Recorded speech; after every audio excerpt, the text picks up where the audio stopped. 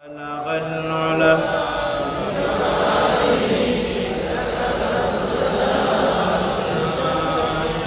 حسنت جميع خصاله صلوا عليه।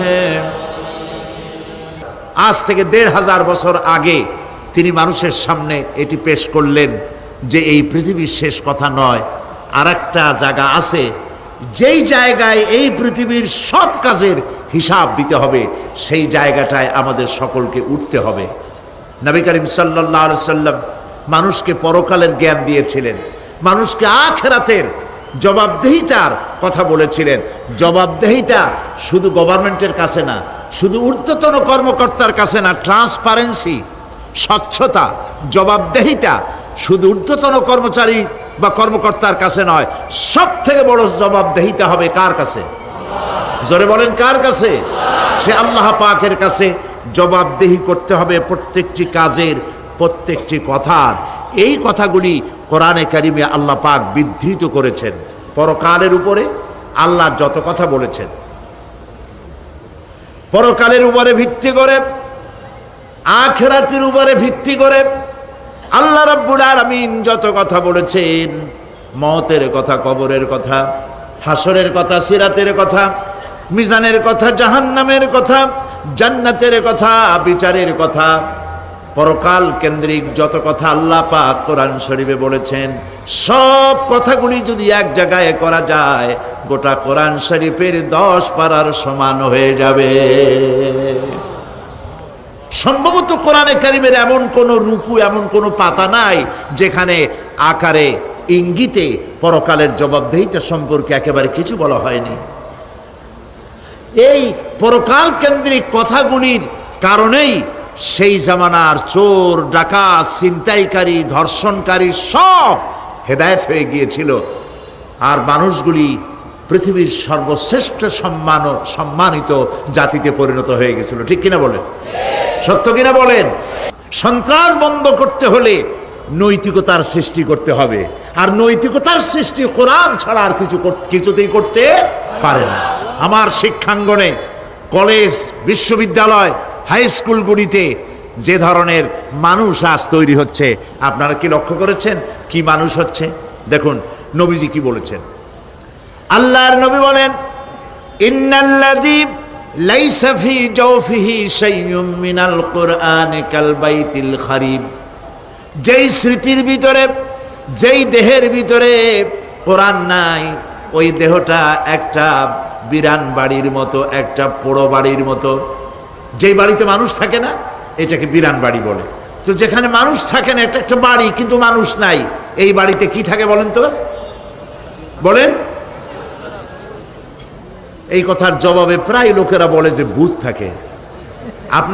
আপনারা এই বিষয়ে একেবারে নিশ্চিন্ত হন, পৃথিবীতে ভূত আর পেতনি বলে কিছু নেই। খামোখাই আপনারা ভয় পান, ভূত পেতনি নেই।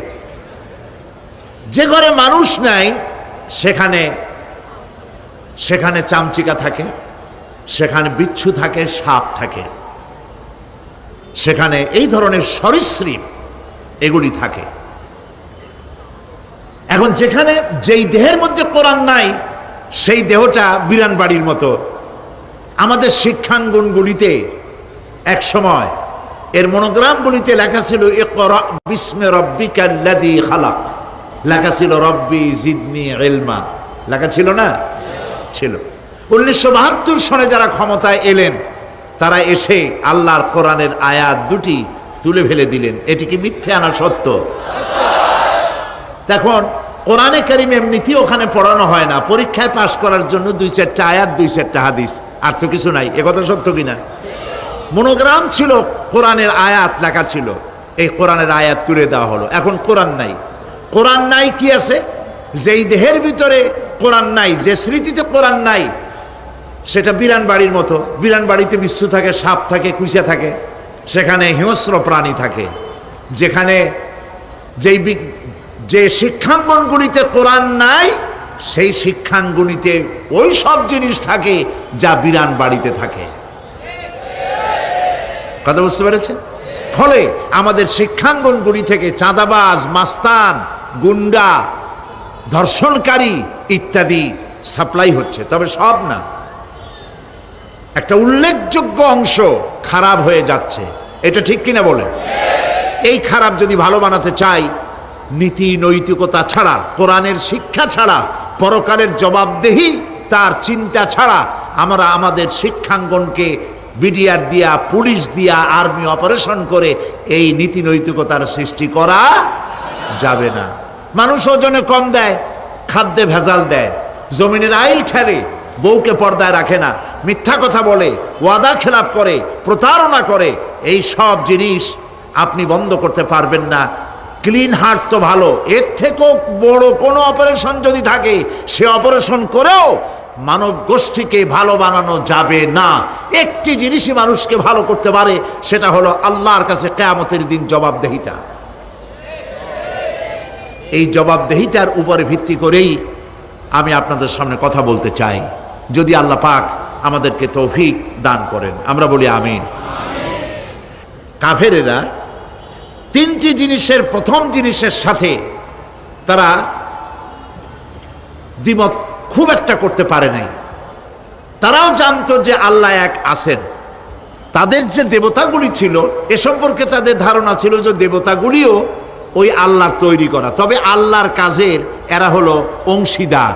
যেরকম গভর্নমেন্টের একজন প্রধানমন্ত্রী থাকে আর একজন প্রেসিডেন্ট থাকে, আর বিভিন্ন বিভাগে মন্ত্রীরা থাকে, আল্লাহরও ওইভাবে রাষ্ট্র, আল্লাহ বা ভগবান বা গড, তারও এই বিশ্ব এগুলিকে পরিচালনা করার জন্য বিভিন্ন মন্ত্রণালয় আছে, আর ওই সব মন্ত্রণালয়গুলিতে আমাদের দেবতাগুলিকে এইভাবে শরীক করে রাখা তিনি রেখেছেন। এটা হলো তাদের ধারণা। দুই নম্বরে, নবী করিম সাল্লাল্লাহু আলাইহি সাল্লামের রিসালাত সম্পর্কে তাদের এই ব্যাপারে তারা একমত হতে পারে নাই, কিন্তু নবী করিম সাল্লাল্লাহু আলাইহি সাল্লাম মিথ্যা কথা বলেছেন, নাউজুবিল্লাহ, এটা তারা ধারণা করতে পারতো না। কারণ 40টি বছর পর্যন্ত একটি মিথ্যে কথা তিনি বলেন নাই। সুবহানাল্লাহ বলেন। নবুয়তের আগ পর্যন্ত কোনো মিথ্যে কথা তার কাছ থেকে লোকেরা শোনে নাই। সুবহানাল্লাহ। সারা জীবনেও তিনি কোনো মিথ্যে কথা বলেন নাই। তৃতীয় যে বিষয়টি, এই বিষয় ছিল তাদের মারাত্মক প্রশ্ন, সেটাই আপনাদের সামনে আমি বলবো ইনশাআল্লাহ। পড়েন আমার সাথে, আউযু বিল্লাহি মিনাশ শাইতানির রাজীম, বিসমিল্লাহির রাহমানির রাহিম। শয়তানের ওয়াসওয়াসা থেকে পানা চাই, পরম করুণাময় আল্লাহ রাব্বুল আলামিনের নামে শুরু করছি। আম্মা ইয়াতাসাআলুন আনিন নাবাইল আযীমিল্লাযী হুম ফীহি মুখতালিফুন কাল্লা সায়া'লামুনা সুম্মা কাল্লা সায়া'লামুন। সূরা নাবা। নবী করিম সাল্লাল্লাহু আলাইহি ওয়াসাল্লাম বলেছেন, কেউ যদি দুনিয়ায় বেঁচে থেকে জীবিত চোখ দিয়ে পরকাল দেখতে চায়, পরকাল তো আমরা দেখতেছি না, কি বলেন? আমরা দেখতেছি?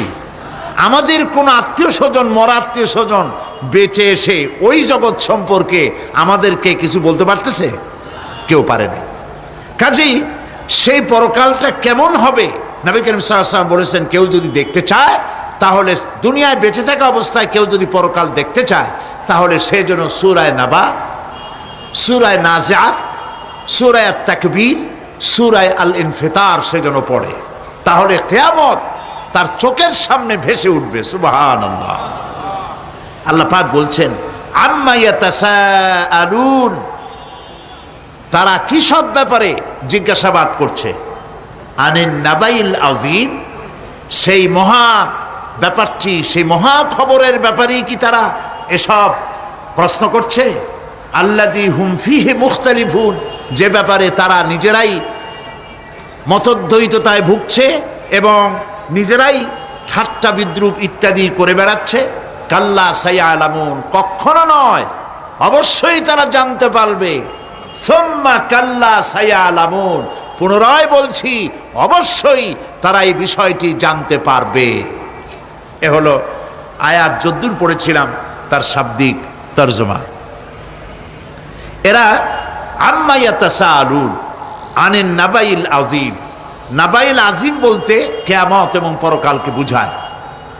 ইয়াতাসাআলুন বলতে জিজ্ঞাসাবাদ, পরস্পর পরস্পরকে তারা জিজ্ঞাসা করতো, কি ভাই আমরা নাকি মরে যাব, তারপর নাকি জিন্দা হব, এটা কেমন কথা? আল্লাযী হুম ফীহি মুখতালিফুন, যে বিষয় নিয়ে তারা পরকালের বিষয়টি নিয়ে পরস্পর পরস্পরে ঠাট্টা করত, বিদ্রূপ করত। পরকাল সম্পর্কে অবিশ্বাসী যারা ছিল তাদের প্রশ্নগুলো কিরকম ছিল, কোরআনে কারীম তা বিধৃত করছে। প্রিয় ভাই সব, কোরআন কোনো গোপন কিতাব নয়। আল্লাহ পাক কোনো জিনিস গোপন রাখেন নাই, সব জিনিসকে মানুষের সামনে স্পষ্ট করে দিয়েছে। সুবহানাল্লাহ বলেন।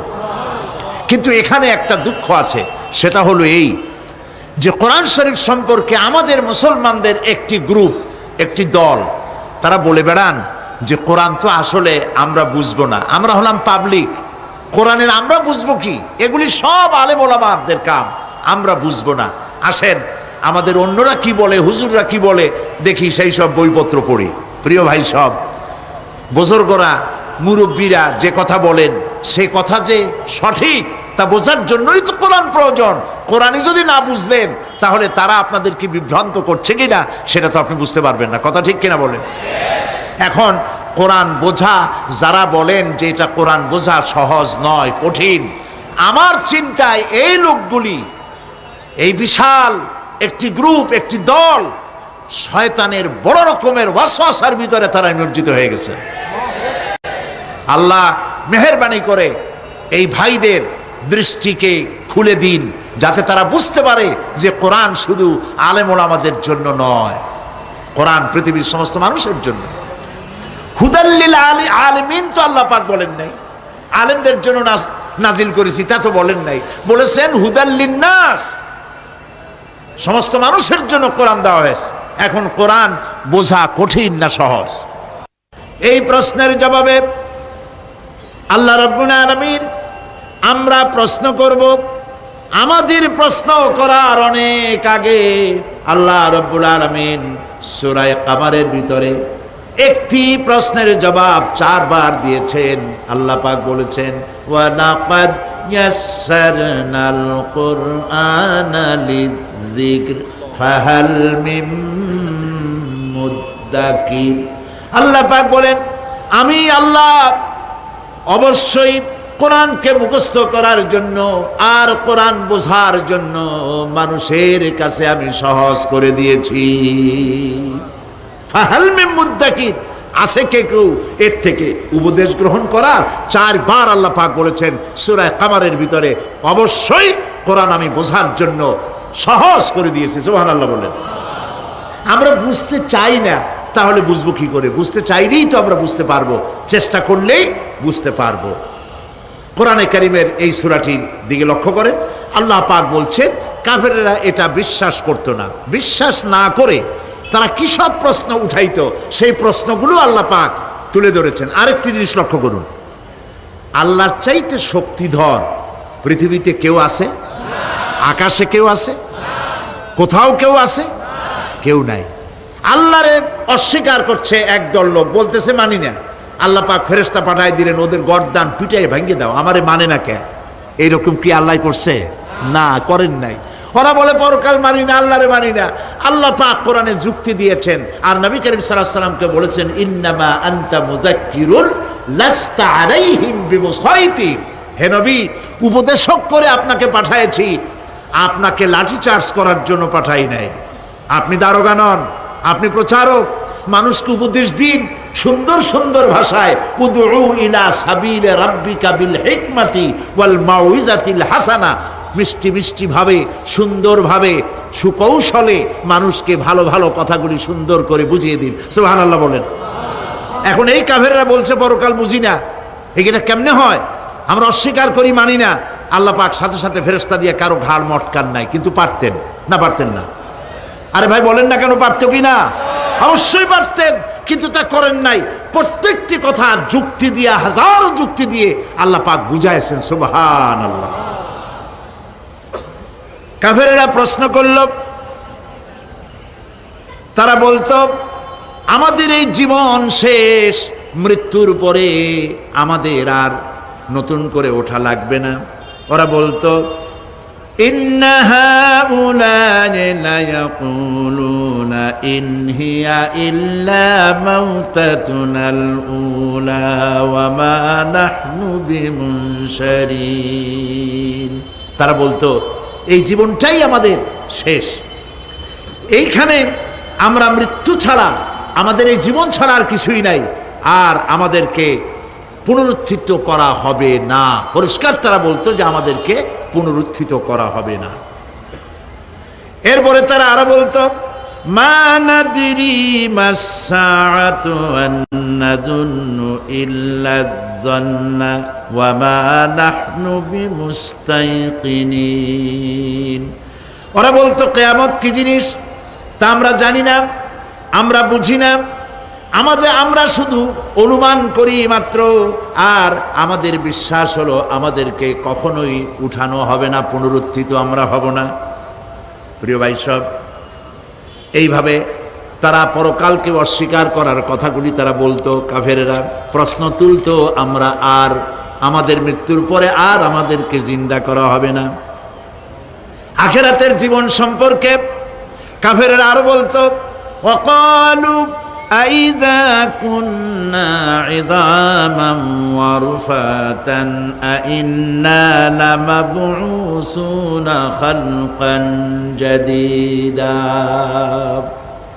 তারা বলতো যে আমরা মরে যাওয়ার পর আমাদের গোশতগুলি মিশে যাবে, হাড্ডি গুড্ডিগুলি পচে যাবে, এরপরে আমাদেরকে নতুন করে চিন্তা করা হবে। এটা মাথার মধ্যে ঢোকে না, কি আশ্চর্য ধরনের কথাটা হবে কি করে? কাফের বেঈমানেরা আরো নানা ধরনের প্রশ্ন তারা করত। তারা বলতো আইদা মিতনা ওয়া কুন্না তুরাবান যালিকা রাজউম বাঈদ। আমরা মাটিতে মিশে যাব, তারপরেও কি আমাদেরকে চিন্তা করা হবে, আমাদেরকে আবার উঠানো হবে? এটা তো বুদ্ধির, এটা চিন্তার বাইরের কথা, এটা তো মানতে পারি না। আসলে কাফেরদের এই বক্তব্য অনুযায়ী পরকালের জীবন বুদ্ধি বহির্ভূত নয়।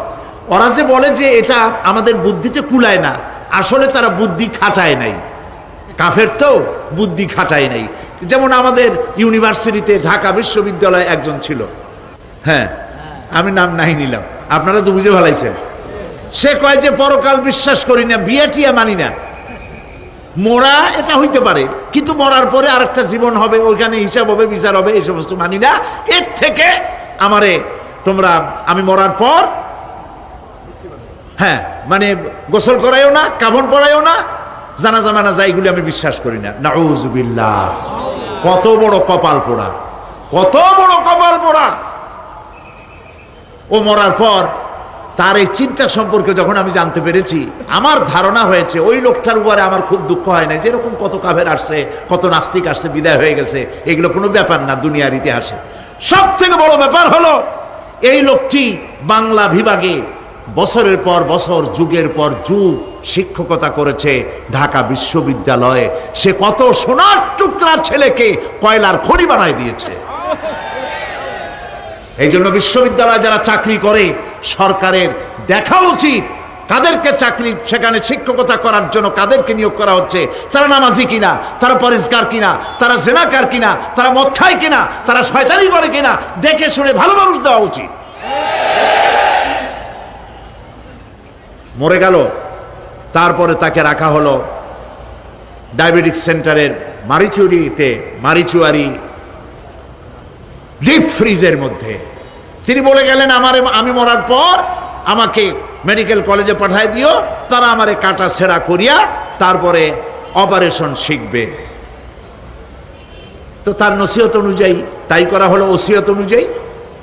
যখন মেডিকেল কলেজের ছেলেরা টের পেল যে ওই নাস্তিকরা আনতেছে মেডিকেল কলেজে অপারেশন করে আমাদের শেখাবার জন্য, তারা বললো আল্লাহর হস্তে মাপ চাই, এই শয়তানের এদিকে আনবেন না। কারণ সারা জীবন সে আল্লাহরে মানে নাই, অস্বীকার করেছে, পরে কাটা ছিঁড়া করে আমরা যদি কিছু শিখি তো তাই দিয়া যে রুগী ভালো হবে অপারেশন করলে সেটাও মরবে। সুতরাং মাপ চাই, ফিরাও। ফিরাইয়া এখন ওইটার কি অবস্থা হয়েছে আমি জানি না, লেটেস্ট নিউজ জানি না কোথায় আছে। যদি এখন কবর তো কপালে হইল না, এখন যদি রাস্তাও ভালায় দেয় আমাদের দেশে কুত্তাও খাবে না, কারণ কুত্তাগুলি আমাদের দেশে এত অভদ্র না যে এত পচা বাসি লাশ খাবে, ওদেরও একটা রুচি টুচি আছে।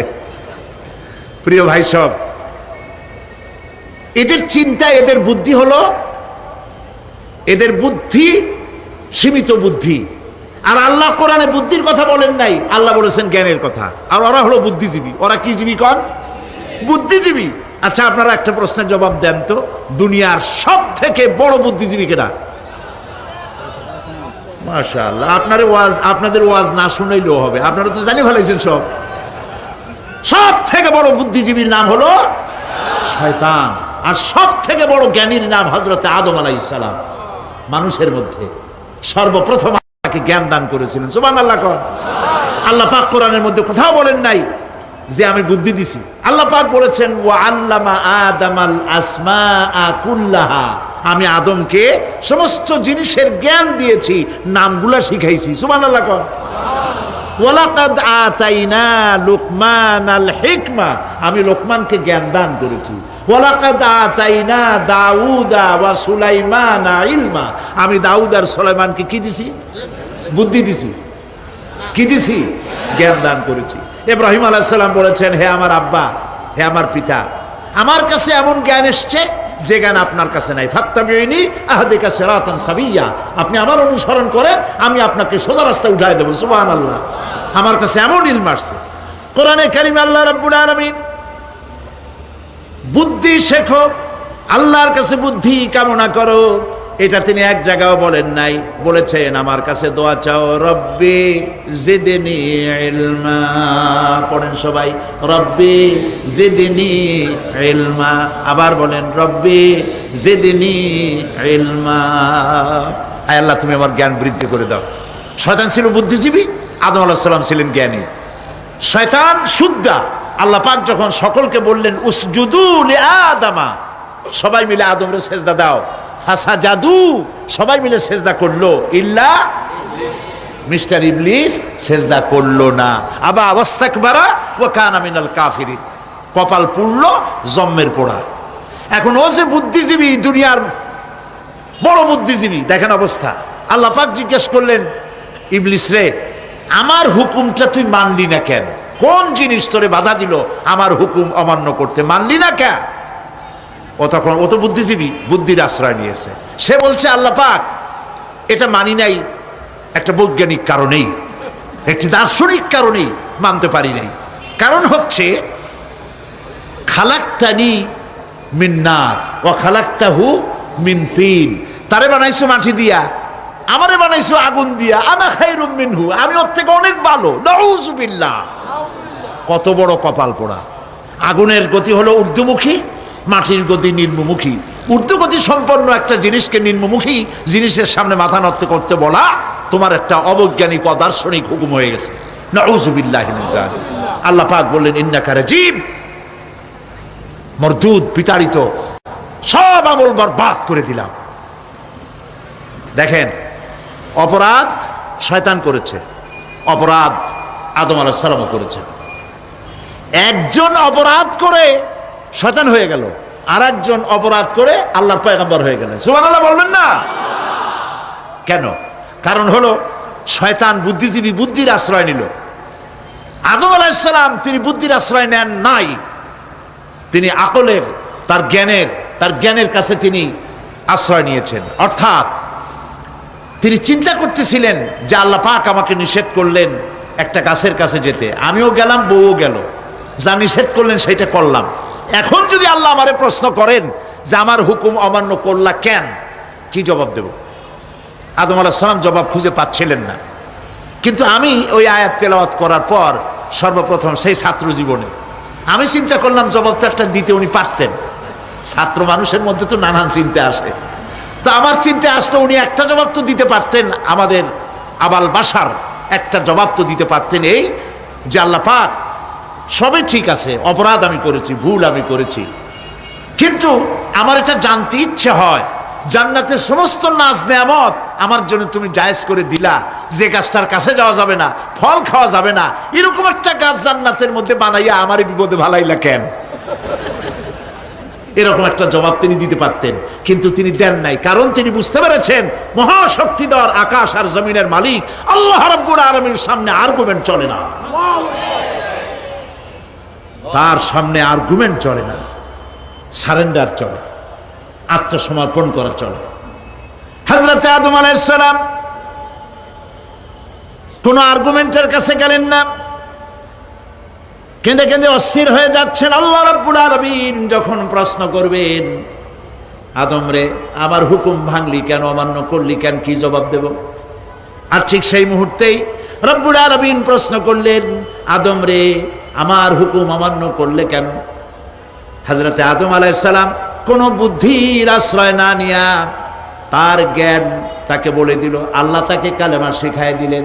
উদ্বুদ্ধ হয়ে তিনি আল্লাহ রাব্বুল আলামিনের সামনে মাথা নত করে দিয়ে বললেন, রব্বানা যালামনা আনফুসানা ওয়া ইল্লাম তাগফির লানা ওয়া তারহামনা লানাকুনান্না মিনাল খাসিরিন।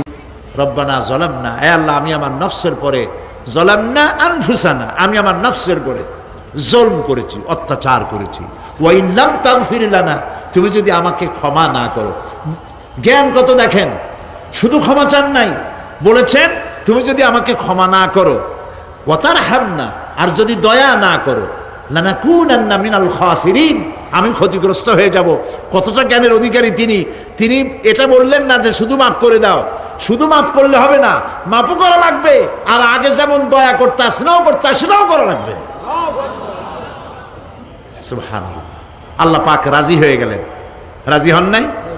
আল্লাহ রাব্বুল আলামিন হযরত আদম আলাইহিস সালামকে শুধু ক্ষমা করলেন না, ক্ষমাও করলেন, আর নবীর মর্যাদা দিয়ে আল্লাহ রাব্বুল আলামিন দুনিয়ায় পাঠাইয়া দিলেন।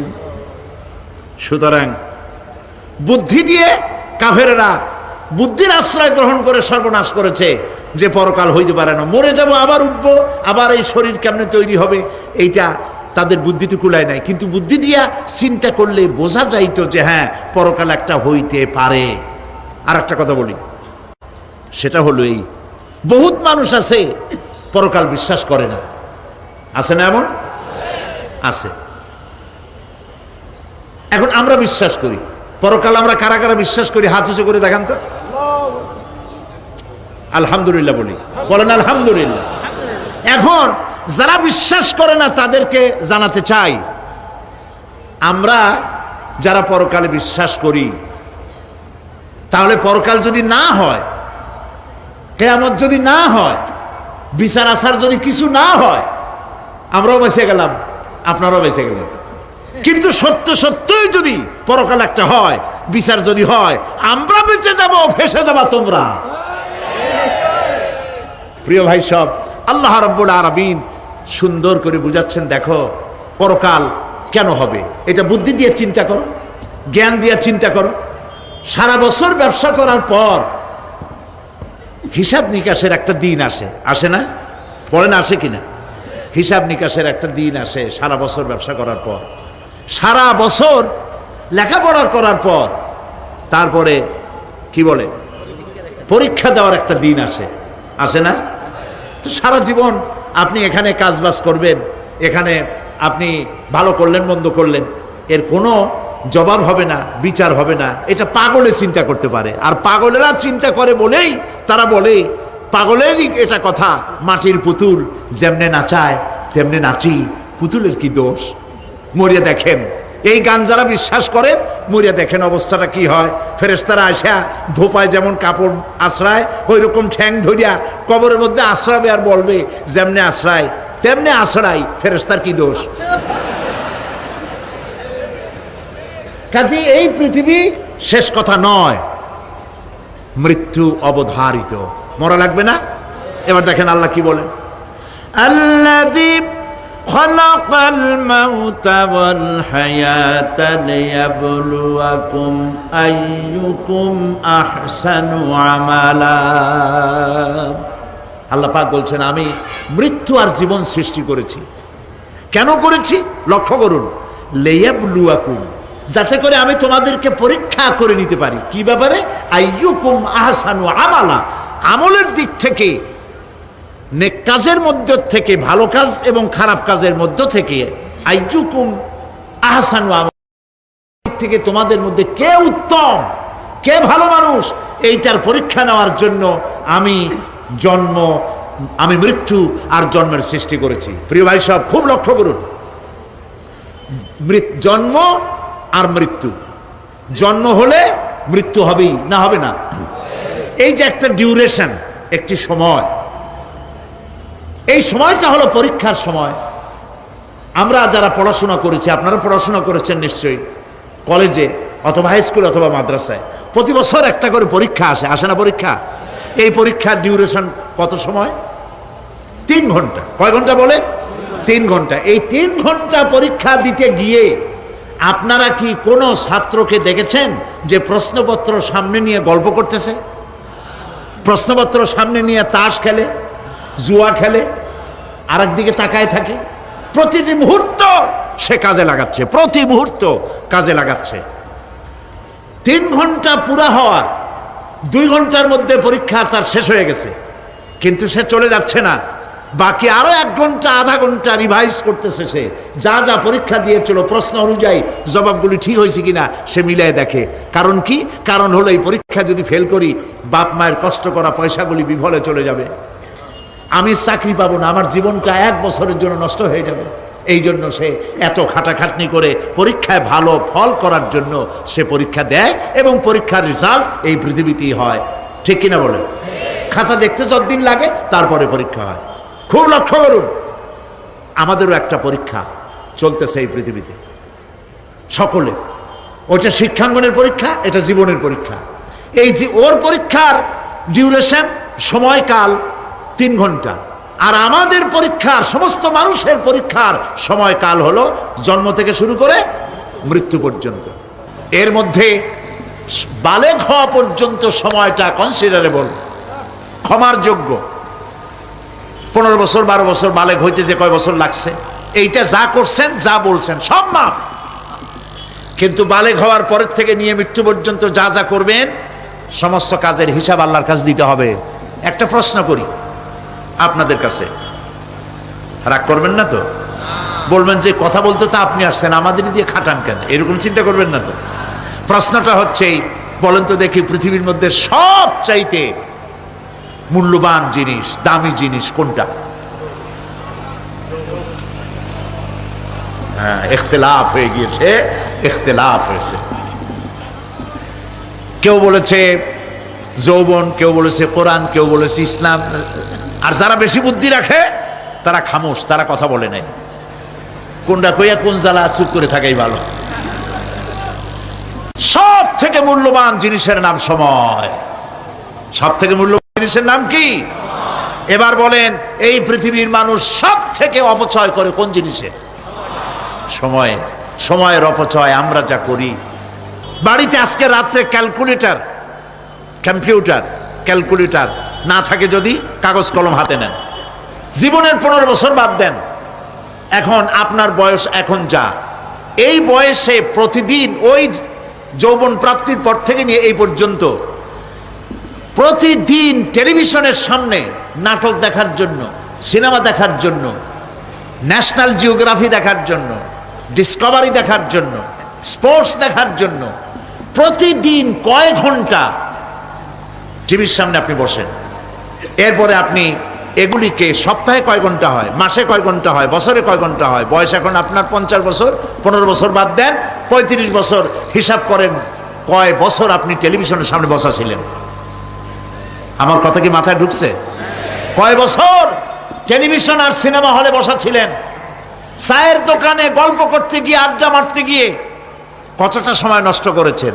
রবীন্দ্রনাথ, যতীন্দ্রনাথ, যোগীনাথ, তারপরে শরৎচন্দ্র, এই সমস্ত এই নাম মনে আসলো, কবি, সাহিত্যিক, ঔপন্যাসিক, নাট্যকার, তাদের বইপত্র, গল্পের বই, ভূতের গল্প, এই সমস্ত গল্পের বই পড়িয়া জীবনে কতটা সময় নষ্ট করেছেন। সবগুলি এক জায়গায় করেন, সবগুলি এক জায়গায় করেন, এরপরে আপনার চোখ ছানা বড় হয়ে যাবে। দেখতে পাবেন আপনার জীবনের উল্লেখযোগ্য 35 বছরের কম করে হলেও 20 বা 25 বছর অপচয় হয়ে গেছে, নষ্ট হয়ে গেছে। ইন্না লিল্লাহি ওয়া ইন্না ইলাইহি রাজিউন। জীবনের সব থেকে মূল্যবান সময়গুলি নষ্ট করে ফেলেছি আমরা। আল্লাহ পাক বলেছেন, পরীক্ষা নেওয়ার জন্যই এই পৃথিবীতে দিয়েছিলাম। এখন ওর পরীক্ষার, ছাত্রের পরীক্ষার সময় 3 ঘন্টা, রেজাল্ট আউট হবে এখন। আর আপনার আমার পরীক্ষা মৃত্যুতে, জন্ম থেকে শুরু মৃত্যু পর্যন্ত, কিন্তু রেজাল্ট এখানে আউট হবে না। রেজাল্ট আউট হবে কোথায়? কিয়ামতের দিন। কোথায় হবে? হতেই হবে কিয়ামতের দিন। সেদিন এই পৃথিবীতে যারা ভালো কাজ করবে, ভালো কাজের জন্য আল্লাহ পুরস্কার দিবেন, আর মন্দ কাজ যারা করবে তাদের জন্য তিরস্কার তারা পাবেই।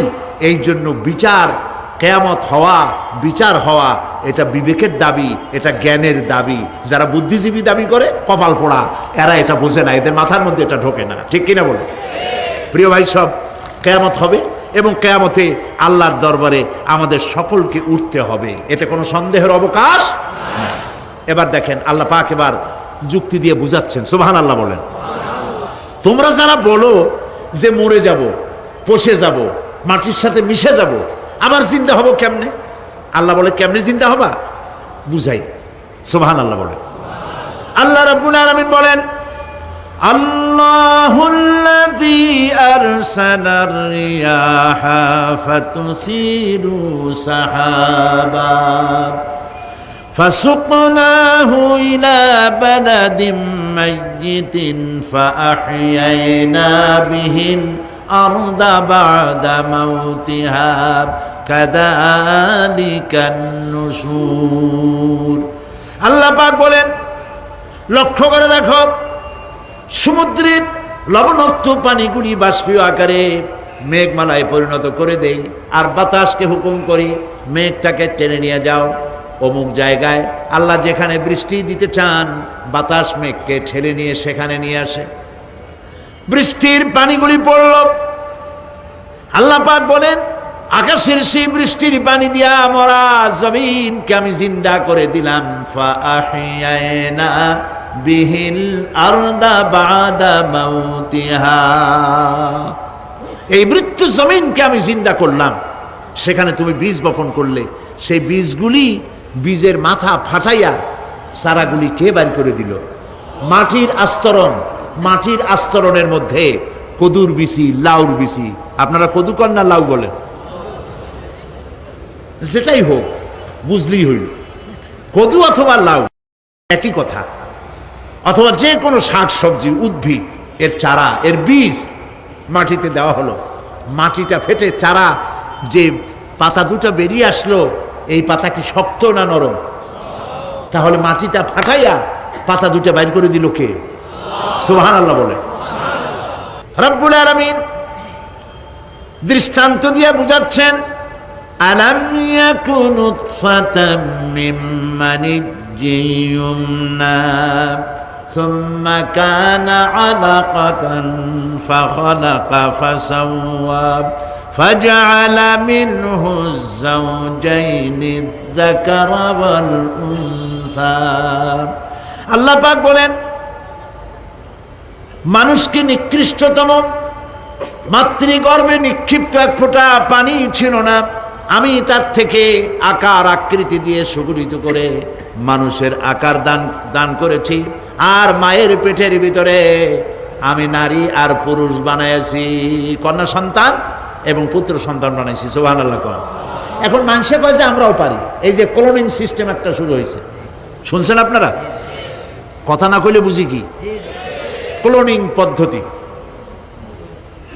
এটি ক্লোনিং পদ্ধতি, বিজ্ঞানীরা যারাই কাজটা করতেছে, তারা বিশ্ব সভ্যতাকে বিনষ্ট করার একটি মারাত্মক কাজে তারা হাত দিয়েছে।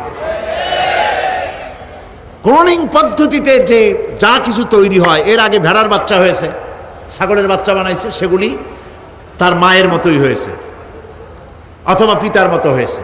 পিতার ডিএনএ নিয়ে একটা পুরুষ জাতীয় জন্তুর ডিএনএ অথবা স্ত্রী জাতীয় একটি জন্তুর ডিএনএ নিয়ে তারপরে বিশেষ প্রক্রিয়ার মাধ্যমে সন্তান, এই বাচ্চা উৎপাদনের ব্যবস্থা তারা শুরু করেছে পশু দিয়ে। এরপরে মানুষ এভাবে করা যায় কিনা সেই চিন্তা তারা করেছে। ইতিমধ্যে নাকি দুটো বাচ্চা হয়েছে, এটা সত্য না মিথ্যা এখনো যাচাই করা যায় নাই। কিন্তু পশুর থেকে যেগুলো হয়েছে সবগুলি রোগ নিয়ে আসছে পৃথিবীতে, গেল 1 নম্বর কথা। 2 নম্বরে ডিএনএর মাধ্যমে যে মানব শিশু পয়দা হয় তার সবগুলি তার মায়ের অনুকরণে হয়। একেবারে অবিকল মায়ের চেহারা নিয়ে আসতেছে, অবিকল পিতার চেহারা নিয়ে আসতেছে। চিন্তা করুন, এই মেয়ে যখন বয়সপ্রাপ্তা হবে তখন তার পিতা কি করে বুঝবে তার বউ কোনটা আর মেয়ে কোনটা? উচিত হবে পৃথিবীর সমস্ত নেতৃবৃন্দ, বিশ্ব নেতৃবৃন্দের ঐক্যবদ্ধ হয়ে এই দুঃসাহসিক কাজকে বাধা দিয়ে বন্ধ করে দেওয়া উচিত। আল্লাহর সৃষ্টির সাথে পাল্লা দিতে গেলে ধ্বংস ছাড়া পথ থাকবে না। লক্ষ্য করেছেন? আপনি সাক্ষী দিলে আজ এক সাক্ষী দেবেন, কালকে বলবেন যে ওই সাক্ষী আমি দেইনি। আজকে সই করেছেন, কালকে বলবেন ওই সই আমি করি নাই। কিন্তু আল্লাহ রাব্বুল আলামিন আপনার ফিঙ্গারপ্রিন্ট, আপনার আঙ্গুলের ছাপ এমন করে দিয়েছেন, এই আঙ্গুল দিয়ে যদি কাগজের উপর একটা টিপ মারেন, টিপ সই করেন, আপনার বাবা কবর থেকে উঠে এসেও বলতে পারবে না যেটা আপনার না। আদম আলাইহিস সালাম থেকে নিয়ে আজ পর্যন্ত, আজ থেকে নিয়ে কিয়ামত পর্যন্ত যত মানুষ পৃথিবীতে এসেছে আর আসবে, কোন মানুষের আঙ্গুলের রেখার সঙ্গে আর একজন আঙ্গুলের রেখার মিল হবে না। এ হচ্ছে আমার আল্লাহর সৃষ্টি, সুবহানাল্লাহ। সুতরাং তিনি বলছেন, আমি মাতৃগর্ভের ভিতরে সন্তান তৈরি করি, সেই সন্তানকে কোনটা কন্যা সন্তান, কোনটা পুত্র সন্তান আমি বানাই। এই কাজটা যিনি পারেন, এবার দেখেন সামনে কি বলতেছেন আল্লাহ। এই কাজটি যিনি করতেছেন, আলাইসা যালিকা বিকাদিরিন আলা আইয়ুহিয়াল মাউতা। এত বড় কাজ যিনি সম্পাদন করেছেন, এক ফোঁটা নাপাক পানি, এক ফোঁটা নিকৃষ্ট গান্দা পানি যা শরীর থেকে নির্গত হলে পরে গোসল ফরজ হয়ে যায়, এমন এক ফোঁটা পানি দিয়ে তোমার জন্মের উৎপত্তি করেছি, আকার দিলাম, হাত দিলাম, পাও দিলাম, চোখ দিলাম, সুন্দর করে বানালাম, তারপরে পৃথিবীতে পাঠালাম। এরপরে তুমি কি করে মনে করতে পারো যে সেই আল্লাহ তোমার মৃত্যুর পরে আবার জিন্দা করতে পারবে না? আলাইসা যালিক, আল্লাহ পাক কি তোমাকে মৃত্যুর পরে, আলাইসা যালিকা বিকাদিরিন, আল্লাহ পাকের পক্ষে এটা কি সম্ভব নয় যে তোমার মৃত্যুর পরে আল্লাহ আবার চিন্তা করবেন? বলেন অবশ্যই পারবেন, বলেন অবশ্যই পারবেন। প্রিয় ভাই সব, আল্লাহ পাক এর পরে বলছেন, ইয়া আইয়ুহান নাসু ইন কুনতুম ফি রাইবিম মিনাল বা'সি ফাইন্না খালাকনাকুম মিন তুরাব। হে মানব সকল, যদি সন্দেহ হয় যে আমি তোমাদের পরকাল সম্পর্কে, যদি পুনরুত্থান সম্পর্কে যদি তোমাদের সন্দেহ হয়, জানা থাকা উচিত আমি তোমাদেরকে মাটি দিয়ে সৃষ্টি করেছি, মাটির উপকরণ দিয়ে সৃষ্টি করেছি। এই মাটির সাথে মিশে যাবা, আবার উঠানো হবে। মাটিতে কবরের মধ্যে মুর্দা রাখার সময় কি বলি আমরা? মিনহা খালাকনাকুম ওয়া ফিহা নুঈদুকুম। পড়েন সবাই, মিনহা খালাকনাকুম ওয়া ফিহা নুঈদুকুম ওয়া মিনহা নুখরিজুকুম তারাতান উখরা। মাতৃগর্ভের ভিতরে মানুষকে আল্লাহ রাব্বুল আলামিন হাত পাও চক্ষু কর্ণনাসিকা দিয়ে সুন্দর করে মায়ের পেটের ভিতরে বানায়া এই পৃথিবীতে আল্লাহ পাক পাঠায় দেন। আর আল্লাহ পাক বলেন, সুম্মা নুখরিজুকুম তিফলা, বাচ্চার আকারে মায়ের পেট থেকে বের করে দিলাম। যে আল্লাহ রাব্বুল আলামিন এইভাবে করে তোমাদেরকে সৃষ্টি করেন। যালিকা বিআন্নাল্লাহা হুয়াল হক।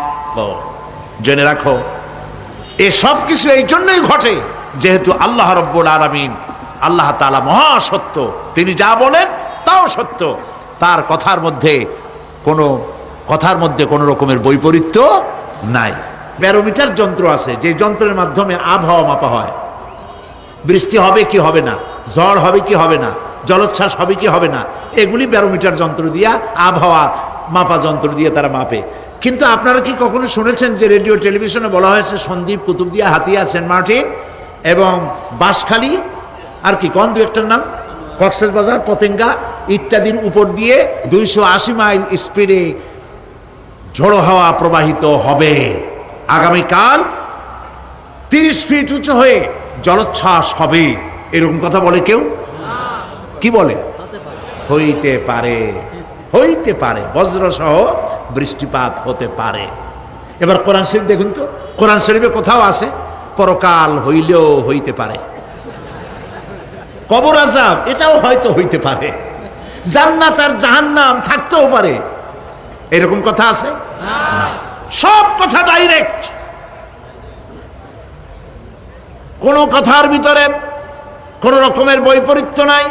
আল্লাহ রাব্বুল আলামিন বলেছেন ইযাস সামাউ ফাতারাত, আকাশসমূহ যখন বিদীর্ণ হয়ে যাবে, ওয়া ইযাল কাওয়াকিবু তাসারাত, আর যখন তারকাসমূহ বিক্ষিপ্ত হয়ে পড়বে, ওয়া ইযাল কুবুরু বুসিরাত, আর যখন কবরের ভিতরে যা কিছু আছে সব উদ্গীরণ করে দেওয়া হবে।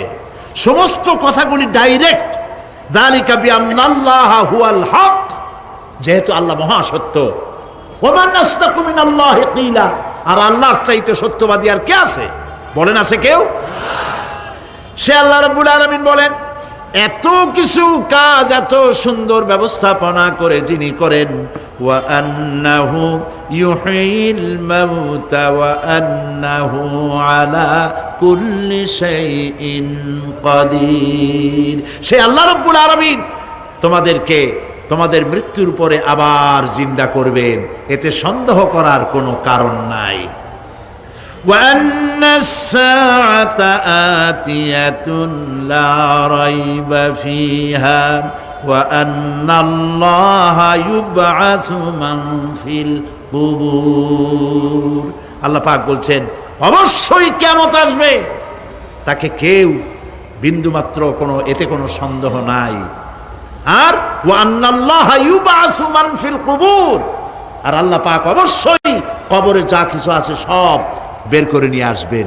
কান্নাহুম জারাদুল মুনতাশির, যেমন আপনারা দেখছেন কিনা এই যে যখন বন্যা বলে, পানি টানি যখন ওঠে, বন্যা না কি বলে, তুফান, বন্যা ইত্যাদি যখন হওয়ার সম্ভাবনা হয়, তখন মাটি থেকে, গ্রাম্য পরিবেশে দেখা যায় মাটি থেকে পোকামাকড়গুলি এভাবে উঠতে থাকে। দেখছেন না আপনারা? দেখছেন কিনা? পাখাওয়ালা পিঁপড়াগুলি এইভাবে সব উঠতে থাকে। কান্নাহুম জারাদুম মুনতাশির, এইভাবে করে পোকামাকড় পতঙ্গগুলি যেভাবে মাটি থেকে উদ্গত হতে থাকে, সমস্ত খবরগুলি থেকে মানুষগুলি এভাবে উদ্গত হয়ে যাবে। তবে হ্যাঁ, আপনারা একটা প্রশ্ন করতে পারেন যে কবর দিয়ে সব উঠবে, কিন্তু যে মানুষের বাগে খাইছে তার কি হবে? যে মানুষ আগুনে পুড়ে গেছে তার কি হবে?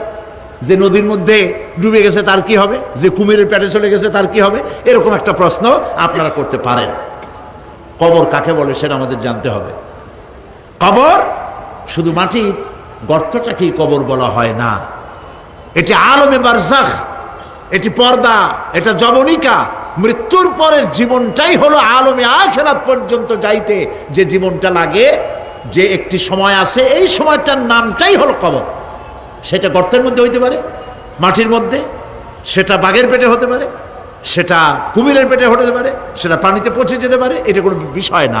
আল্লাহ পাক উঠাতে চাইবেন এবং সমস্ত কিছুকে কিয়ামতের দিন আল্লাহ রাব্বুল আলামিন তার দরবারে হাজির করবে। তাহলে আমরা বুঝতে পারলাম যে কিয়ামত যে হবে এই ব্যাপারে কোনো সন্দেহের অবকাশ নাই। এখন ওই কিয়ামতের দিন আল্লাহ রাব্বুল আলামিন আমাদের বিচার নেবেন, হিসাব করবেন। দুনিয়ায় যে পরীক্ষা দিয়েছিলাম, এই পরীক্ষায় যদি কেউ একবার ফেল করে, আর একবার পরীক্ষা দিয়ে পাশ করার সুযোগ আছে, আরো একবার যদি ফেল করে আবার পরীক্ষা দিয়ে পাশ করার সুযোগ আছে। 10 বার পরীক্ষা দিবেন, 10 বার ফেল করবেন, 100 বার পরীক্ষা দিবেন, 100 বার ফেল করবেন, তারপরেও আবার পরীক্ষা দেওয়ার সুযোগ আছে।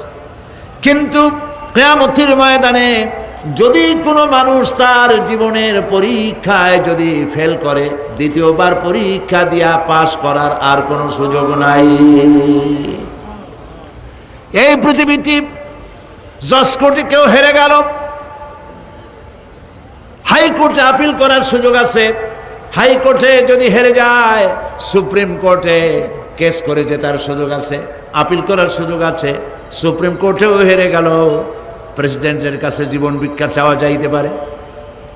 কিন্তু কিয়ামতে আখিরাতে আদালতে ওই জায়গায় মানুষ যদি একবার তার জীবনের মামলায় হেরে যায়, দ্বিতীয়বার আপিল করার আর কোনো জায়গা নাই। কঠিন জায়গা, সেই জায়গা হবে এবং সেখানে সবাইকে উঠতেই হবে। সুতরাং এই যে প্রশ্ন করা হয় যে এই কিয়ামত কবে হবে, এটা বিশ্বাস করি না, হ্যান ত্যান ইত্যাদি, মরলে আবার জিন্দা করবে কে, এইসব প্রশ্নের কোনো দাম নাই। আল্লাহ পাক এই ব্যাপারে আরেকটি কথা বলছেন, ইয়াসআলুনাকা কাআন্নাকা হাফিয়ুন আনহা কুল ইন্নামা ইলমুহা ইনদাল্লাহ ওয়ালাকিন্না আকসারান নাসি লা ইয়ালামুন। হে নবী, এরা আপনার কাছে এই প্রশ্নটা করে এইভাবে যে কিয়ামত কবে আসবে, মনে হয় যেন আপনি এটা জানেন। এই ইলম কিয়ামত কবে হবে মনে হয় যেন আপনি এটা জানেন, সেই জন্য তারা এই প্রশ্নটা করছে। আসলে কুল ইন্নামা ইলমুহা ইনদাল্লাহ, কিয়ামত কবে হবে এটা কে জানেন? ওয়ালাকিন্না আকসারান নাসি লা ইয়ালামুন, অবশ্যই অধিকাংশ মানুষের এইটা জানে না। কিয়ামত কবে হবে এটা একমাত্র আল্লাহ পাক জানেন। পরকালের জীবন যে হবে এতে কোনো সন্দেহ নাই, সেই ব্যাপারে আল্লাহ পাক বলছেন, আআনতুম আশাদ্দু খালকান আমিস সামাউ বানাহা। তোমরা যে পুনরুত্থান সম্পর্কে অস্বীকার করো, এবার চিন্তা করো, তোমারে বানানো কঠিন না ওই মহা আকাশটা বানানো কঠিন? কোনটা কঠিন বলেন না আপনারা, কোনটা কঠিন? আপনারা একটু তাকায় দেখেন তো, এই যে বিশাল প্যান্ডেল, এই প্যান্ডেলে খুঁটি আছে না নাই? আছে কি না? কতগুলা খুঁটি গুনতে আপনার আধা ঘন্টা খানেক সময় লাগবে, ঠিক না? এই একটা প্যান্ডেল বানাতে যদি এতগুলি খুঁটি লাগে, তাহলে বিশাল আকাশে যদি এই রকম খুঁটি লাগতো আকাশটারে ঝুলায় রাখার জন্য, তাহলে চিন্তা করেন তো, খুঁটির জ্বালায় গাড়ি গাড়ি চালান যাইতো? আছে কোনো খুঁটি? জোরে বলেন, আছে? নাই। ওই আকাশটাকে আল্লাহ পাক বলছেন, আনতুম আশাদ্দু খালকান আমিস সামাউ বানাহা। তোমারে বানানো কঠিন না ওই বিশাল আকাশ বানানো কঠিন? কোনটা কঠিন ছিল? তো ওই আকাশটা বানানোই তো আল্লাহ পাকের কাছে সহজ হয়ে গেছে। তাহলে তোমারে একবার বানাইয়া যে একবার বানাতে পেরেছেন তিনি আবার জিন্দা করতে পারবেন না, এই চিন্তা কেন করো? আল্লাহ রাব্বুল আলামিন কোরআনে কারীমের ভিতরে পরিষ্কার করে বলেছেন, ওরা বলে, কাফের বেঈমানেরা বলে, ক্বালা মাইয়ুশইল ইযামা ওয়া হিয়া রামীম। আমাদের হাড় গোড় যখন পচে যাবে, গলে যাবে, কে আমাদের জিন্দা করবে? জবাবে আল্লাহ পাক বলেন, হে নবী আপনি বলুন, কুল ইউহইয়াল্লাযী আনশাহা আউওয়ালা মাররা। আপনি বলে দিন যে আল্লাহ রাব্বুল আলামিন একবার তোমাকে সৃষ্টি করেছেন, প্রথমবার যিনি সৃষ্টি করেছেন, দ্বিতীয়বার মৃত্যুর পরে আবার তিনি জিন্দা করবেন। কেন বিশ্বাস করো না? সুতরাং এই যে আল্লাহ পাক মানুষকে জীবন দিয়েছেন, এই জীবনের পরে মৃত্যু, মৃত্যুর পরে আবার আমাদের সকলকে উঠতে হবে এবং আল্লাহ পাকের দরবারে আমাদেরকে উপস্থিত হতে হবে। এই কথাগুলি যারা অস্বীকার করে, পরকাল যারা মানে না, তাদের সম্পর্কে আল্লাহ পাক বলছেন, والذين كذبوا بآياتنا ولقاء الآخرة حبطت أعمالهم। আল্লাহ পাক বলেন, যারা পরকালকে অস্বীকার করেছে, আখিরাত যারা মানে না, তাদের জিন্দেগীর সকল আমলগুলিকে আল্লাহ পাক বরবাদ করে দিবেন। পরকালের বিশ্বাসের উপরে ভিত্তি করেই মানুষের চরিত্র ভালো হইতে বলেন পারে। একটা দৃষ্টান্ত দেই, একটা দৃষ্টান্ত। এই যে যারা চুরি করে, ডাকাতি করে, সন্ত্রাস করে মানুষ মারে, সন্ত্রাসগুলি করে কি জন্যে? এদের ধারণা নাই যে আল্লাহ পাক আমাদেরকে উঠাইতে পারবে, আমাদের মৃত্যু হবে, পরকালের চিন্তা নাই বলেই তারা এই কাজটা করে। রাতের আধারে কোটি কোটি টাকার অফার আসছে, কেউ দেখে না এইখান থেকে, এই টাকার খাওয়া থেকে, অথবা জেনা করা থেকে, অথবা মদ পান করা থেকে গোল্ডেন অপরচুনিটি, সুযোগ আসছে, জেনা করা যায়, মদ খাওয়া যায়, টাকা নেওয়া যায়, অবৈধ টাকা। এই অপরাধ থেকে বাঁচাতে পারে একমাত্র পরকালের জবাবদেহিতা, আখিরাতের ভয়। আল্লাহর কাছে আমাকে জবাবদিহি করতে হবে, এই ভয় ছাড়া আর কোনো কিছুই মানুষের এই বিপদ থেকে মানুষের চরিত্র ভালো বানাইতে পারে না। মানুষের চরিত্র ভালো বানাবার জন্য এটাই হচ্ছে একমাত্র পথ। সেই জন্য আল্লাহ পাক আখিরাতের জীবন রেখেছেন, উঠতে সেখানে হবেই। এই পৃথিবীতে একবার যখন আসছি, আমাদেরকে জিন্দা আল্লাহ করবেন এবং সমস্ত কথাগুলির জবাব আল্লাহর কাছে দিতে হবে। আল্লাহ রাব্বুল আলামিন বলেন, ওয়াত্তুর ওয়া কিতাবিম মাসতুর ফি রাক্কিম মানশুর ওয়াল বাইতিল মা'মুর ওয়াস সাকফিল মারফু' ওয়াল বাহরিল মাসজুর ইন্না আযাবা রাব্বিকা লাওয়াকি' মা লাহু মিন দাফি'। সূরা তুর। আল্লাহ পাক বলছেন তুর পাহাড়ের শপথ, তুর পাহাড়ের শপথ, সেই প্রকাশ্য পবিত্র গ্রন্থের শপথ যা লিপিবদ্ধ রয়েছে মুসলিম ঝিল্লিতে, চর্ম ঝিল্লিতে লিপিবদ্ধ রয়েছে। আরো শপথ বাইতুল মামুরের, আরো শপথ সুউচ্চ আকাশের, আরো শপথ উচ্ছ্বাসিত তরঙ্গায়িত সমুদ্রে। নিশ্চয়ই সেই আযাব আসবে, আযাব মানে কিয়ামত, সেই পরকাল অবশ্যই আসবে। মা লাহু মিন দাফি', এই শাস্তি থেকে, এই কিয়ামত আসা থেকে, এই কিয়ামত সংগঠিত হওয়া থেকে রোধ করার মতো ক্ষমতা কারো নাই। সুবহানাল্লাহ। এখন আল্লাহ পাক তুর পাহাড়ের কসম করছেন। তুর পর্বত হচ্ছে সেই পর্বতের কথাই ধরা যাক, যেখানে এটি ঐতিহাসিক পর্বত। হযরতে মূসা আলাইহিস সালামকে আল্লাহ রাব্বুল আলামিন যেখানে নবুয়তের শিরস্থান পড়িয়ে দিয়েছিলেন, তুর পাহাড়ের ভিতরে। অতুর সিনিন, তুর পাহাড়ের কসম আল্লাহ পাক বলছেন। এবং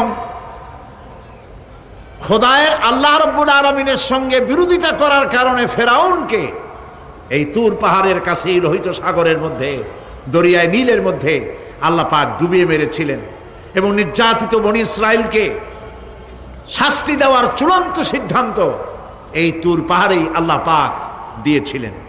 আল্লাহ বলছেন, আমি সেই তুর পাহাড়ের কসম করি। ওয়া কিতাবিম মাসতুর, এবং পবিত্র গ্রন্থের শপথ, যেই গ্রন্থগুলি নাজিল হয়েছে নবীদের উপরে, ইনজিল, তাওরাত, জাবুর, কোরআন, এই কিতাবগুলির কসম করি। সুবহানাল্লাহ। কোরআনের কসম করি, আল্লাহ পাক বলছেন এই কিতাবগুলির কসম করছি। তুর পাহাড়ের কসম করছি, কিতাবগুলির কসম করছি। ওয়াল বাইতুল মামুর, আর বাইতুল মামুরের কসম করছি। সেটা কি? আকাশের প্রত্যেকটি আকাশে একটি করে বাইতুল মামুর আছে। ওই আকাশের ফেরেশতারা এই বাইতুল মামুরকে কেন্দ্র করে আল্লাহ রাব্বুল আলামিনকে সেজদা দেয়। আল্লাহ পাক হযরত আদম আলাইহিস সালামকে বলেছিলেন, একটি ঘর বানাও, বাইতুল মামুরের নিচে বানাও। তিনি বললেন, আমি তো জানি না বাইতুল মামুর কোথায়। হযরতে জিবরাইলকে পাঠানো হলো। বাইতুল মামুর আকাশের যেখানে আছে, ঠিক সেই সোজা বর্তমানে মক্কা শরীফে যে কাবা শরীফ যা আছে, অবিকল আল্লাহ পাকের আকাশে বাইতুল মামুর যেখানে, তার সরাসরি নিচেই কাবা শরীফ স্থাপিত হয়েছে। আল্লাহ রাব্বুল আলামিন বলছেন আমি এই বাইতুল মামুরের কসম করছি।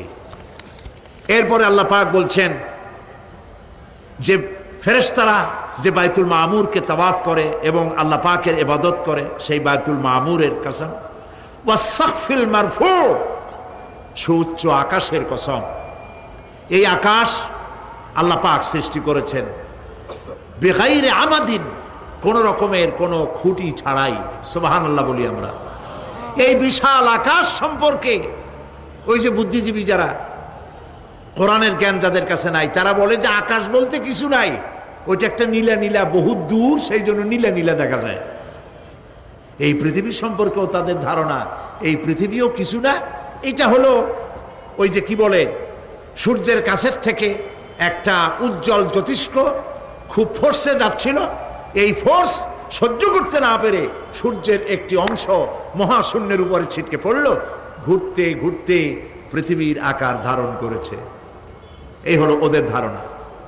অ্যাক্সিডেন্টের মাধ্যমে নাকি এই পৃথিবী হয়েছে।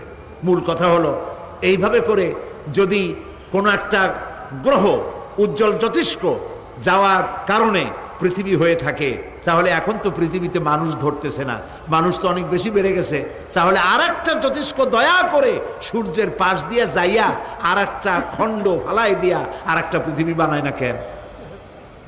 প্রিয় ভাই সব, আল্লাহ পাক বলছেন ওয়াস-সাকফিল মারফু, আমি এই বিশাল আকাশের কসম করি। সুবহানাল্লাহ। এরপরে ওয়াল বাহরিল মাসজুর, পৃথিবীতে প্রবাহিত উচ্ছ্বসিত তরঙ্গায়িত সমুদ্র রাজির কসম করি। সুবহানাল্লাহ। আচ্ছা বলেন তো, এই পৃথিবী এর নিচে কি? এই পৃথিবীর নিচে কি? এই পৃথিবী মহাশূন্যের উপরে ঘুরছে। লক্ষ্য করেন আল্লাহর কত বড় শক্তি। আটলান্টিক মহাসাগর কোথায় বলতে পারবেন না? এই পৃথিবীতে। আটলান্টিক মহাসাগর কোথায়? এই পৃথিবীতে।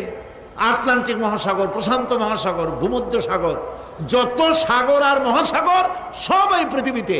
এই পৃথিবী অসংখ্য পাহাড়, অসংখ্য সমুদ্র আর অসংখ্য মানবরাজি নিয়ে লাটিমের মতো ঘুরতেছে। সুবহানাল্লাহ। মহাশূন্যের উপরে, মহাশূন্যের উপরে লাটিম যেমন ঘোরে, পৃথিবী তেমন ঘোরে, অথচ মানুষগুলো ছিটকে পড়ে যায় না, পানিগুলি উড়ে কোথাও পড়ে যায় না। সুবহানাল্লাহ বলতে ইচ্ছে করে না। আল্লাহ রাব্বুল আলামিন সূরা ইয়াসিনের মধ্যে বলেছেন লাশ-শামসু ইয়ানবাগি লাহা আন তুদরিকাল কমারা ওয়ালাল লাইলু সাবিকুন নাহার ওয়া কুল্লুন ফি ফালাকিন ইয়াসবাহুন। সূর্য চন্দ্রের অধিকার নষ্ট করতে পারে না। রাত দুপুরের সময় সূর্য উঠবে না, দিনের দুপুর বেলায় চন্দ্র উদিত হয়ে সূর্যের আলোকে নিষ্পদ করতে পারে না। চন্দ্র সূর্যের আগে যেতে পারে না, সূর্য চন্দ্রের আগে যেতে পারে না, কারো গায়ে কারো ধাক্কা লাগে না। অসংখ্য তারকারাজি উড়ে বেড়াতেছে, কারো সাথে কারো কোনো ধাক্কা নাই, কোনো সংঘর্ষ নাই। মহাশূন্যের উপরে সূর্য চন্দ্র যেমন ঘোরে, ওয়া কুল্লুন ফি ফালাকি ইয়াসবাহুন, চাঁদ আর সূর্য যেমন ঘোরে, মহাশূন্যে যা আছে তাও ঘোরে। এই পৃথিবীটা মহাশূন্যের উপরে, গোটা পৃথিবী সমস্ত সমুদ্র আর মহাসমুদ্র নিয়ে সব ঘুরতেছে। সুবহানাল্লাহ। ওয়াল বাহরিল মাসজুর, তরঙ্গায়িত উচ্ছ্বসিত সমুদ্র রাজির কসম করি। সমুদ্র সন্দ্বীপ যাওয়ার সময় কেমন অবস্থা হয় যদি তুফানে পড়েন? দাল্লা মান তাদউনা ইল্লা ইয়াহু, সকলের কথা মানুষ ভুলে যায়। মৌজুন কাল জিবাল, পাহাড়ের মতো যখন ঢেউগুলো আসতে থাকে সবাই সব ভুলে যায়, তখন মনে পড়ে শুধু আল্লাহ। কি মনে পড়ে? আল্লাহ। আল্লাহ কত বড়, সমুদ্রের কাছে যাই দেখেন। সুবহানাল্লাহ। এই বিশাল বিশাল সমুদ্র রাজির কসম করছি। এতগুলি কসম করে আল্লাহ পাক কোরআনে কারিমের মধ্যে বলছেন, দেখো এই সব জিনিসগুলি আমি সৃষ্টি করেছি, আর এই জিনিসগুলির কসম করে বলছি সেই পরকাল অবশ্যই অনুষ্ঠিত হবে, সেই আযাব আসবে। কেউ এই পরকাল অনুষ্ঠিত হওয়া থেকে কেউ ফিরাইয়া রাখতে পারবে না। এখন তোমরা প্রশ্ন করতেছো, আল্লাযী ফীহি আল্লাযী হুম ফীহি মুখতালিফুন, এই ব্যাপারে তোমরা ইখতিলাফ করতেছো, মতবিরোধ করতেছো, ঠাট্টা করতেছো, বিদ্রূপ করতেছো। কাল্লা সায়ালামুন, অবশ্যই তোমরা জানতে পারবে। সুম্মা কাল্লা সায়ালামুন, অবশ্যই তোমরা জানতে পারবে সেই পরকাল হবে, এতে কোনো সন্দেহ নাই। সুবহানাল্লাহ বিহামদিহি। রব্বানা যালামনা আনফুসানা ওয়া ইন লাম তাগফির লানা ওয়া তারহামনা লানাকুনান্না মিনাল খাসিরিন। রব্বানা লা তুযিগ কুলুবানা বা'দা ইয হাদাইতানা ওয়া হাব লানা মিন লাদুনকা রাহমাতান ইন্নাকা আনতাল ওয়াহ্হাব। হায় আল্লাহ তাআলা, দীর্ঘক্ষণ ধরে তোমার কোরআনের কথা শুনে তোমার দরবারে হাত তুলেছি, দয়া করে মেহেরবানি করে আমাদের জিন্দেগির গুনাহ খাতাকে মাফ করে দাও। আমাদের মা বাপ মুরব্বিয়ান যারা কবরে চলে গেছে, আল্লাহ তাআলা কবরগুলিকে জান্নাতের টুকরায় পরিণত করে দাও। রব্বুল আলামিন, যেই পরকালের কথা, কিয়ামতের কথা আলোচনা করলাম, সেই কঠিন হাসরের ময়দানে যেদিন পায়ের নিচে হবে তামার মতো মাটি, আর মাথার উপরে প্রকাণ্ড সূর্যের তাপে গুনাহগারের মাথার চান্দি ফেটে গিয়া মগজগুলি গলে গলে নাক কান দিয়ে বেয়ে পড়তে লাগবে।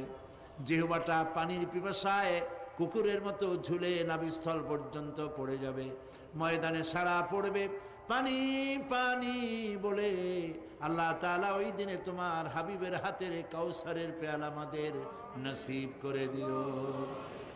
রব্বানা তাকাব্বাল মিন্না ইন্নাকা আনতাস সামিউল আলিম ওয়া তুব আলাইনা ইন্নাকা আনতাত তাওয়াবুর রহিম।